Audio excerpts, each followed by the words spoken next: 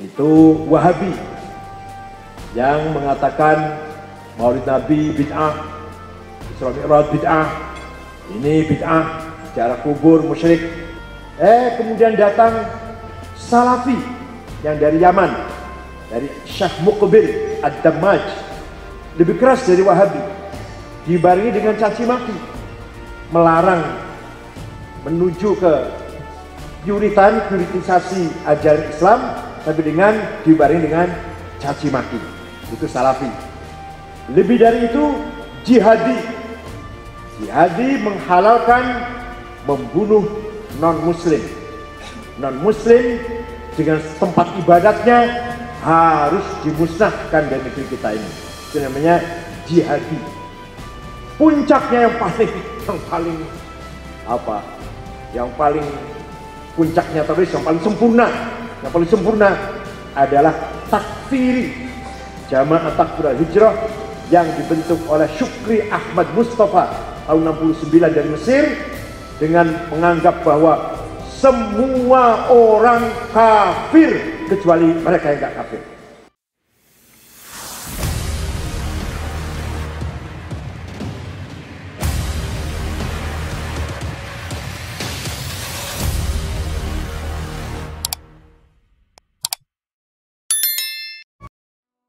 Nah, maka sebenarnya Timur Tengah sangat-sangat memandang Indonesia dengan hormat. Mohon maaf, kalau datang ke PBNU pasti mereka menanyakan tentang Islam Nusantara. Islam yang menghormati budaya, Islam yang kita bangun di atas infrastruktur budaya. Kecuali kalau bertentangan syariat, seperti minum arak, pergaulan seks bebas, kita tolak. Selama budaya tidak bertentangan dengan hal yang prinsip, maka budaya kita harmoniskan dengan agama. Maka agamanya menjadi harmonis, budayanya menjadi kuat, langgeng sampai kapanpun. Karena sudah menyatu antara agama dan budaya. Puncaknya agama dan budaya adalah ketika Hasyim Asy'ari mengeluarkan jargon hubbul waton minal iman. Nasionalisme bagian dari iman. Anda nasionalis harus bertuhan, Anda bertuhan harus nasionalis. Dengan demikian Islam Nusantara bisa menjadi pijakan hidup bersama di negeri kita ini. Berangkat dari Islam Nusantara, kita jaga keutuhan keselamatan NKRI, baik secara geografis maupun secara budaya. Kita pertahankan kekayaan kita, energi, mineral, hutan, laut, berangkat dari semangat Islam Nusantara. Kita jaga kekayaan kita. Kita jaga budaya, karakter, kepribadian bangsa kita, berangkat dari semangat Islam Nusantara. Islam yang harmonis dengan budaya, Islam bangun hubungan saling menghormati satu sama lain. Oleh karena itu sekali lagi, seperti Pak Lutfi sudah sampaikan, sejak tahun 80-an mulailah dengan sedikit demi sedikit mulailah masuk gerakan-gerakan radikal. Radikal pun bergerit-gerit. Ada yang radikal teologi tapi tanpa tindakan. Itu Wahabi yang mengatakan Maulid Nabi bid'ah, Isra Mi'raj bid'ah, ini bid'ah, ziarah kubur musyrik, tapi dengan santun, tidak mencaci maki. Saya tahu persis dari sananya ulama Wahabi melarang ucapan kotor, caci maki, tapi mengajak umat Islam meninggalkan hal-hal yang mereka anggap bid'ah. Jangan ziarah kubur ya, itu salah. Jangan Maulid Nabi ya, itu bid'ah. Kemudian datang Salafi yang dari Yaman, dari Syekh Muqbil Ad-Dammaj, lebih keras dari Wahabi, dibarengi dengan caci maki, melarang menuju ke puritisasi ajaran Islam, tapi dibarengi dengan caci maki. Itu Salafi. Lebih dari itu jihadi menghalalkan membunuh non-muslim non-muslim dengan tempat ibadatnya harus dimusnahkan dari negeri kita ini. Itu namanya jihadi. Puncaknya yang paling puncaknya teroris yang paling sempurna adalah takfiri Jamaah Takfir Al-Hijrah yang dibentuk oleh Syukri Ahmad Mustafa tahun 69 dari Mesir dengan menganggap bahwa semua orang kafir kecuali mereka yang tidak kafir. Grand Syekh Al-Azhar kafir, kelompok-kelompok ulama-ulama kafir, Huffazil Quran kafir, tarekat tasawuf kafir. Mereka lah yang membunuh Presiden Anwar Sadat pada tanggal 3 Oktober 81, membunuh Menteri Agama Mesir Syekh Hussein Az-Zahabi yang punya kitab At-Tafsir Mufassirun, dan membunuh wartawan Sinod Al-Ahram Yusuf Sibai. Kemudian mereka dihabisin oleh Presiden Hosni Mubarak, tapi mereka bersembunyi lari ke Sinai yang sulit untuk dihabisin karena bersembunyi di lembah-lembah, di gua-gua di Gunung Sinai yang sangat luas itu. Kemarin belum lama setengah tahun yang lalu ngebom jamaah sholat Jumat, 380 orang lagi sholat Jumat mati semua. Kenapa? Kafir. Orang lagi sholat Jumat itu kafir.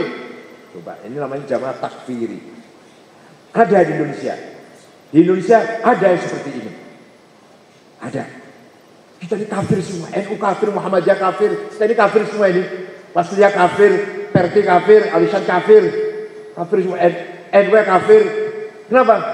Karena kita dianggap mendukung negara yang tidak Islam. Mendukung Pancasila, Undang-Undang 45, itu tauhid, itu berhala, kita dukung. Maka kita yang mendukung ridho al-syekh, ridho bima tawalla minhu. Kita setuju dengan tidak Islam, hukum yang tidak Islam, maka berarti kita pun kafir. Persis sama dengan cara berpikirnya Abdurrahman bin Muljam yang membunuh Khalifah Amir Mu'minin Sayyidina Ali bin Abi Thalib dengan dalih wa man lam yahkum bima anzalallah faulaikal kafirun. Barang siapa tidak melaksanakan hukum Allah kafir. Ali itu kafir. Kenapa kafir?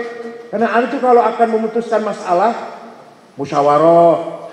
Kalau ada masalah musyawarah, minta pendapat pada sahabat-sahabat yang lain, tokoh-tokoh yang lain. Berarti bukan hukum Islam, hukum manusia. Ya kalau kita MPR, DPR lah kalau kita menggunakan undang-undang hasil produk MPR, kafir. Karena bukan hukum Allah. Itu terjadi sejak lama ketika kelompok Khawarij dengan menghalalkan darahnya Amirul Mukminin Sihru Rasulillah minal basyari bil jannah minas sabiqin awwalin Fatihu Khaybar Ali bin Abi Thalib dibunuh dengan alasan Ali kafir. Begitu pula Aisyah kafir, Muawiyah kafir, Amr bin As kafir. Kafir semua itu kecuali kelompok mereka yang tidak kafir. Ini sejarah radikalisme terorisme dalam agama Islam yang diprediksi oleh Rasulullah SAW. Sedikit.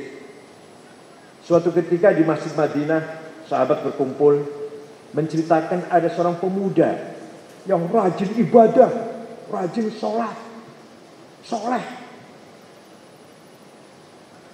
Pas Nabi Muhammad pun mendengarkan, ikut duduk di situ. Saya belum tahu kata Nabi, siapa ya? Pas Nabi mengatakan, siapa ya? Orang yang mana ya? Orangnya datang. Nah itu datang orang itu. Nabi melihat mukanya, ra'aitu fi jabhatihi saf'atun minasyaiton. Saya lihat mukanya ada bekas setannya itu. Ada asar atau apa? Bekas tangannya setan lagi kira-kira. Dan dia tidak salam. Kemudian Muhammad tidak salam, tidak, langsung sholat. Ya, Nabi masuk ke ruangan. Kata Muhammad, siapa yang mau bunuh dia? Ini akan sumber fitnah dia ini. Abu Bakar saya. Abu Bakar mau membunuhnya, lagi sholat. Gak berani. nggak tega atau nggak sampai hati. Lapor Rasulullah sedang sholat. Saya nggak mungkin membunuh orang sholat. Ya sudah Ali karena Ali datang ke sana sudah tidak ada. Sudah pergi Rasulullah. Oh, nanti Ali, kamu yang akan membunuh dia. Itulah ketika perang dengan Khawarij di Harawra, daerah Harawra terjadi perangan antara Ali dan Khawarij. Dia terbunuh. Apa tandanya? Dia seorang laki-laki tapi susunya besar, Zustadi, seperti perempuan susunya. Pasukan Ali tidak lebih dari 10 yang mati, pasukan Khawarij tidak lebih dari 10 yang hidup. 2 lari ke Bahrain, 2 lari ke Oman, 2 lari ke Afrika Utara. Ini barangkali jarang yang mengetahui sejarah ini. Silakan baca di hadis Baihaqi atau di Salat Abu Ya'la. Bukan berarti kita mengatakan sekarang pun persis tidak, tapi bahwa cara berpikir seperti Khawarij, madhabnya sudah tidak ada, tapi cara berpikir secara Khawarij mengkafir-kafirkan orang yang tidak sependapat semakin melebar, semakin berkembang. Dulu kita kalau ngomong, ayo kita ngaji yuk. Sekarang tidak, ayo hijrah. Dulu kita kalau ngomong, ayo kita bertaubat, ayo kita ngaji, ayo kita ibadah. Sekarang mari kita liqa. Dulu kalau diskusi dengan dalil Quran atau hadis atau pendapat ulama, sekarang dengan data survei. Mana yang banyak surveinya, yang paling banyak pollingnya itu dalam kebenaran. Ini ancaman atau memang tantangan di depan mata kita seperti ini. Seperti tadi Pak Lutfi katakan, kita dulu berjuang berdarah-darah, panen faris kita, leluhur kita demi kemerdekaan bangsa Indonesia. Tinggal kita meneruskan dengan mengisi kemerdekaan ini. Dakwah Islam, mari kita dakwah dengan benar, dengan baik, menyebarkan agama Islam, perkuat agama Islam, memperbanyak pesantren, madrasah, pendidikan, budaya Islam, akhlak Islam, tanpa menggunakan kekerasan, tanpa melakukan teror. Itulah yang paling diridhoi oleh Allah. Semoga LPUI mendapatkan kekuatan lahir batin.